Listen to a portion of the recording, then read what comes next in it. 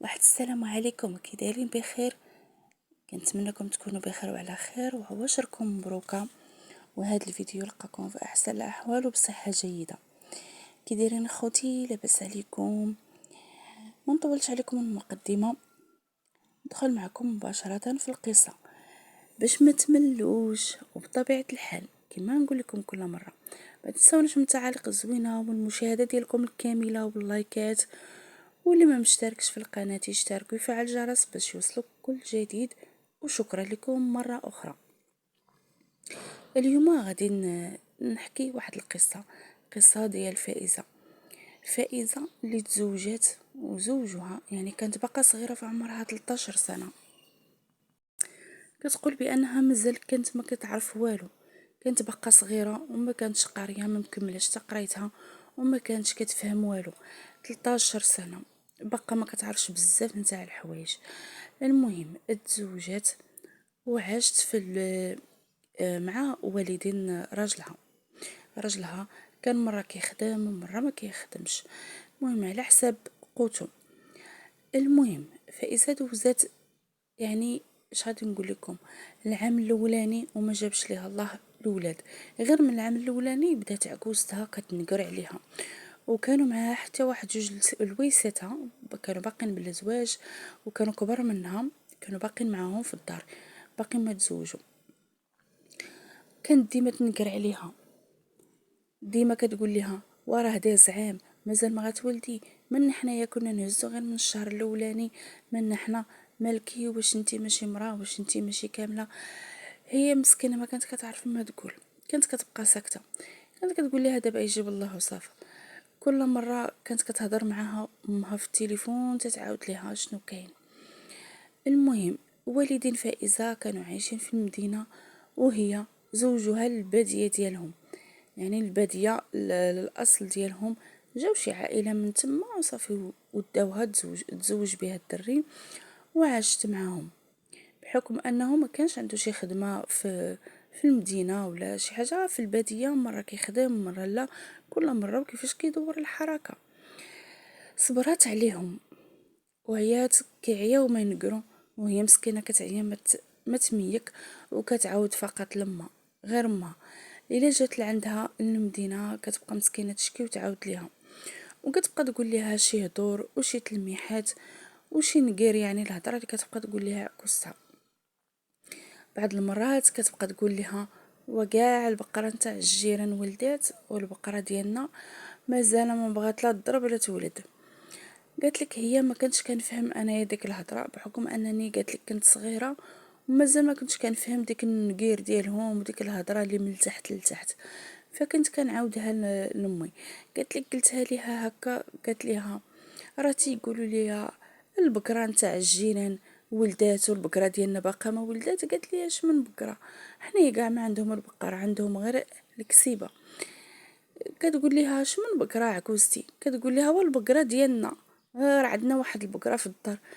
قالت لك ما كنتش كنفهمها وكنت كنعاودها لماما وتتقول لها يا بنيتي وراهم كيحشيو لك الهضره انتي، وراه انتي هي البقره اللي مازال ما ولدات، والبقره زعما ديال الجيران يا عروسه الجيران ولا هذا ولدات وانتي يا باقه.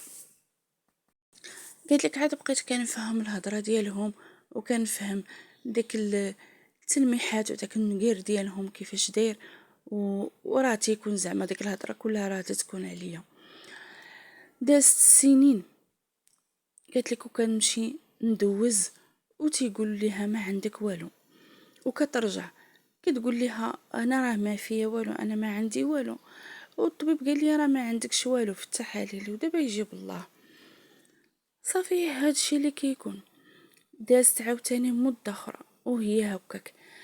المهم دازت 7 سنين الاولى وفائزه ما ولدتش، تما هاجت العكوزه بدات ديما كتنقر، حتى لواحد المره فائزه بطبيعه الحال كبرات شويه ولات تعرف، ردات عليها الهضره، تزيدوا في الهضره وهي تريش هي ولويساتها.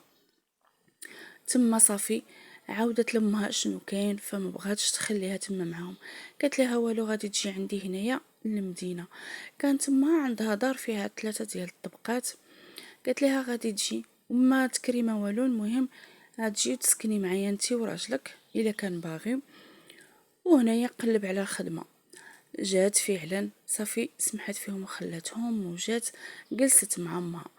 هي جلسة مع امها وهي تقلب على الخدمه، دخلت لواحد المعمل ديال الخياطه وتعلمت الخياطه، تعلمت الماكينه. كانت باقا صغيره وكان باقي عقلها صغير. وراجلها كان مرة كيفرش وكيحط دوك المقبطات ديال العوال الصغار ودو الموليكات اللعاب. المهم بقاو تيتعاونوا، حيت ما كانش عندهم لا كرا لا والو، بداو كيجمعوا بشويه بشويه. وهو يكري واحد المحل، واحد الحوينيته صغيره، ودار فيها المقابض ديال الدراري الصغار ديال العويلات واللعاب ديالهم، وبدا كيبيع ويشري. ملي بقات كتخدم هنايا فائزه وبدات كتدخل شويه الفلوسات وكتجمع شويه، بدات كتمشي مع امها عند الاطباء اختصاصيين في هادشي العقم وفي الولاده. بدات كدير تحاليل وكدير كلشي اللي طلبوا ليها كديرو، وكيخرج بان ما عندها والو. حتى مشات واحد المره لعند واحد الطبيب وهو يقول لها: واش انت اللي دائما كدوزي ما عمر راجلك دوز؟ قالت ليه: لا عمره ما دوز. وهي كانت كتقول لعكوزتها، ديما كانت كتقول لها: راه خص حتى الراجل راه خصو يدوز. كتقول ليها: لا، انا يا ولدي راجل، ولدي ما فيه ما يتعب. المراه هي اللي كتعب، المراه هي اللي كتولد، الراجل ما تيكون فيه والو. ديما العجوزه كانت كتقول لها: انا ولدي ما فيه والو. ما علينا. حتى لها الطبيب هذا اللي قال لها راه خصو ضروري يجي.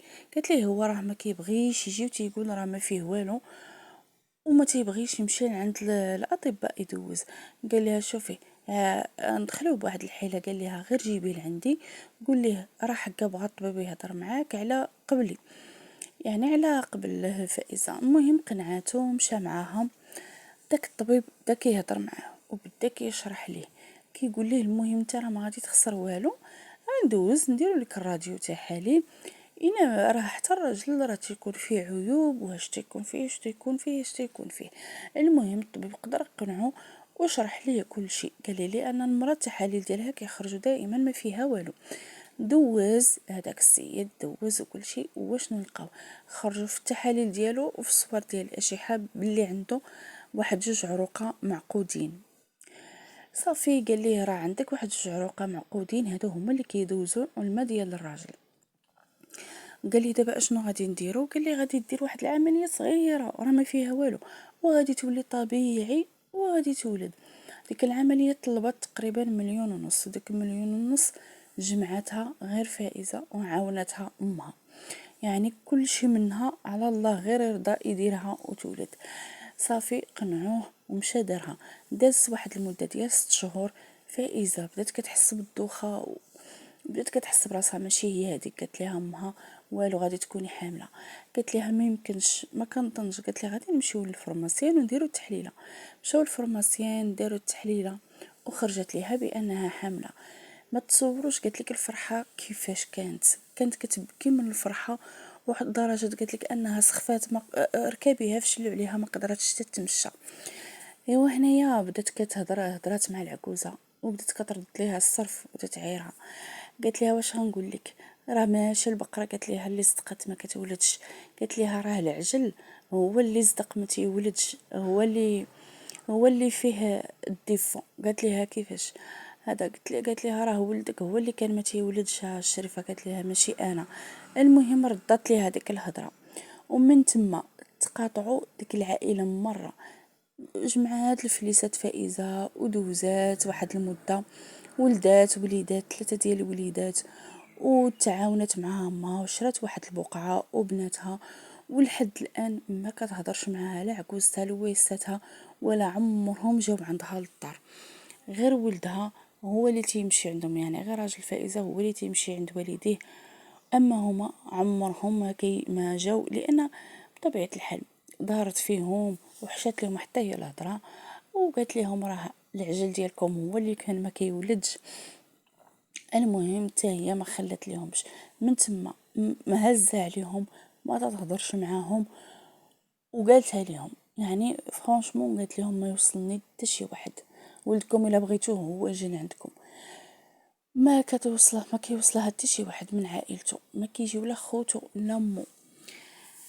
لا حتى شي واحد من العائله.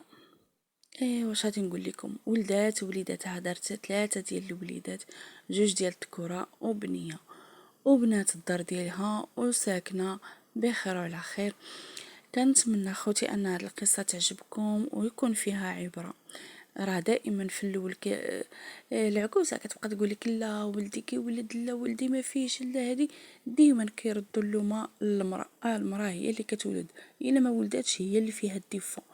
ما كيرضاوش انهم يقولوا الراجل راه هو اللي فيه الديفو. وحتى الراجل كاين واحد النوع اللي ما كيرضاش انه يمشي يدوز ويعرف اشنو فيه وشنو اللي ما فيهش. كيقول لك لا هو ما مريض، هو ما فيه والو. تيقول المراه سيري شوفي انتي راسك.